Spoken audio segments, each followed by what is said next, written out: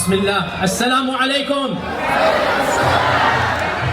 At what point does the mass intentional killing of innocent civilians constitute a genocide? The most powerful nation in that region, one of the most powerful militaries of the world, is bombing one of the most defenseless communities on the face of the earth. And yet still, we are not allowed to call it a genocide. Our own Foreign Secretary, Anthony Blinken, said this is not a genocide. South Africa, that is keeping alive the legacy of Nelson Mandela, is suing Israel in the International Court of Justice, the highest court in the world, and they are charging the country with genocide. In response, Israel has said any accusations of genocide is nothing other than anti-Semitism. I say loudly and clearly, we need to call a spade a spade. This is not anti-Semitism. It is speaking the truth. The Palestinian people are live tweeting their own genocide. They're uploading images of their own massacres. Never in human history have we seen a genocide occur as vividly, in color, in living memory as we have of the Palestinian genocide. What else should we call it when 25% of Gaza has been destroyed? Genocide! What do we call it when 500,000 people have been displaced from their land? Genocide! What do we call it when 200 bombs of 2 tons each have been dropped in a small area of 2 kilometers? Genocide! What do we call it when the Prime Minister of Israel himself uses biblical motifs? Genocide! What do we call it when the Foreign Secretary and the Foreign Minister of Israel literally calls Palestinians animals? Genocide! All of this is nothing other than genocide. And I say loudly and clearly, this is not anti-Semitism. As I see the crowd in front of us, there are hundreds of Orthodox rabbis, thousands of Jewish people. These are our brethren. These are our brethren. They are the real followers of Moses. They are the ones who make the children of Israel proud. These are the people who show the nation of Israel what the real children of Israel are. I say loudly and clearly, as a person of faith, that it is not your ancestry that makes you blessed. It is your piety that makes you blessed. And I have a message to the Christians of this country. Where would Jesus stand in this conflict? Do you think he would be on the side of the oppressor, or do you think he would be on the side of the oppressed? I urge every Christian of this country to listen to the beautiful sermon given in Bethlehem 2 weeks ago on Christmas by the pastor of Bethlehem, called Christ Under the Rubble. Listen to that sermon from one Christian to the others of this country and see for yourselves where Jesus would have stood. And I have a message. And I have a message to my fellow Americans. I am an American, born and raised in this country. There is much in this country that I'm proud of, but there are aspects that are very, very depressing, very sinister. And what comes to mind is one of the words of the founding fathers, Thomas Jefferson. Thomas Jefferson, in looking at slavery, he writes in his diaries, I tremble at the injustice that I see, because the God of justice does not sleep, and it's only a matter of time before the justice of God will be manifest. End quote. I too look at our country, and while I love it from the bottom of my heart and I want the best for this country, I also say that no country that supports tyranny will ever flourish. No country that supports genocide will ever flourish. No country that kills innocent people will ever flourish. Oh, people of America, If you want your country to flourish, and I want it to flourish, if you want it to be blessed, I urge you to take a long and hard look at our irrational relationship with Israel. We have given Israel more money than any other country on the planet. In the last 75 years, we have given Israel more than $250 billion. Since World War II, America has used its veto power in the UN around 90 times, more than half of them for the country of Israel. Who does America support? Us Americans or another country? Why are our tax dollars being spent in the Middle East? We need to take our tax dollars and spend them here. We do not need to get involved in another military conflict.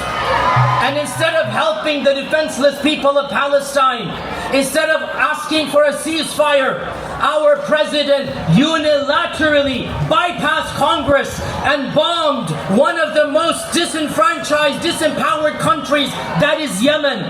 What shame on this president!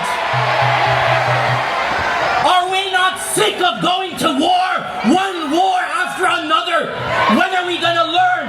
This is our tax dollars. This is our country. For how long are we going to bomb? For how long are we going to invade? Where is our country and our interest? So I say loudly and clearly, this is not about Palestine.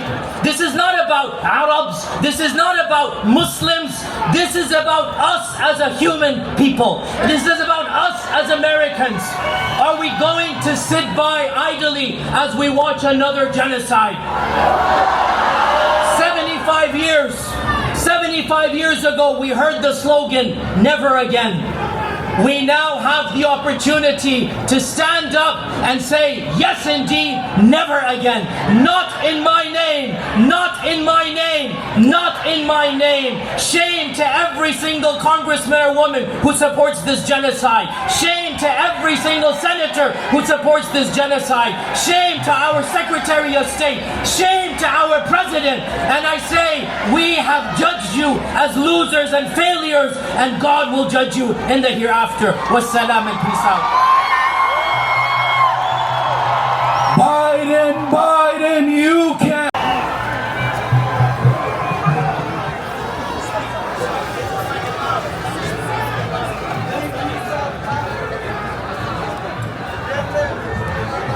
Assalamu alaikum wa rahmatullahi wa barakatuh.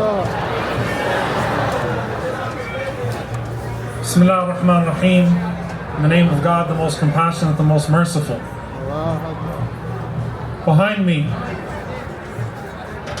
you have over 200 martyrs that are represented by their families. 200 martyrs whose stories were never told in the mainstream media. Posters that you have not seen on the light poles here in Washington, D.C., or in New York, or in Chicago, or in Dallas. And all of us represent now over 36,000 people that have either been martyred or that are under the rubble. And I want you to appreciate that in this country, this isn't our first protest. We have taken to the streets in the name of one victim of state violence for months at a time. If we were to take to the streets for every single casualty and every single person that is under the rubble for the last 3 months, it would take us 100 years to honor each and every single one of those victims. And if we were to collectively take to the streets for the rest of our lives, for just one of the people on these posters, for just one wa'ala dahduh, it would be worth it.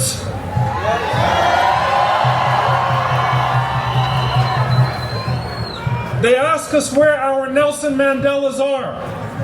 We say that our Mandela is suing you criminals at The Hague right now for genocide.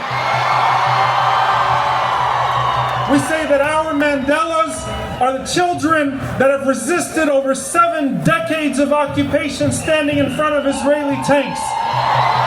We say that our Mandelas are the Walid Dahdurs and the Mu'tazis of the world who continue to hold up cameras to your genocide unintimidated. We say that our Mandelas are the Rachel Corries of the world, are the allies of Palestine, that despite all of the Israeli propaganda over these years, have never relented in standing by our side and saying that we will not go home until every Palestinian can go home.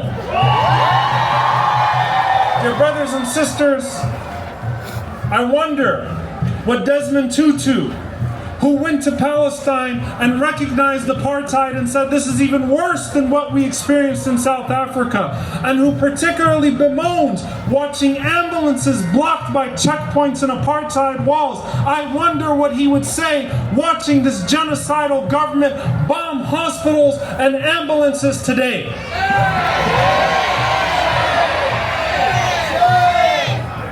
I want to capture not just the cruelty of the moment. I want to capture the insanity of the moment. How low is the threshold? How low the barometer that calling for a ceasefire is too much for some politicians and media commentators and people who claim to be for human rights with the backdrop of 10,000 murdered children. How low is the threshold of morality? And so we say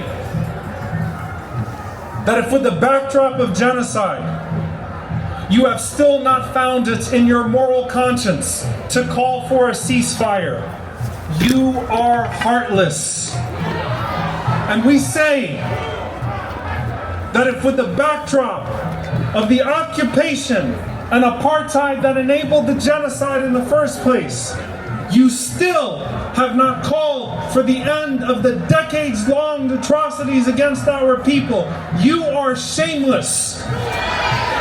And if you have failed to see our humanity, we have not failed to see your hypocrisy. And you've made it clear that shipping lanes in Yemen are more important to you than our lives. And you've made it clear that you want our votes without hearing our voices. But we're going to make you hear our voice today on behalf of all of these families and all of the martyrs and all of those that are still standing strong. Joseph Robinette Biden Jr., we charge you with genocide. We charge you with genocide. We charge you with genocide. We charge you with genocide. We charge you with genocide. We charge you with genocide. We charge you with genocide. We charge you with genocide. We charge you with genocide. Assalamu alaikum wa rahmatullahi wa barakatuh.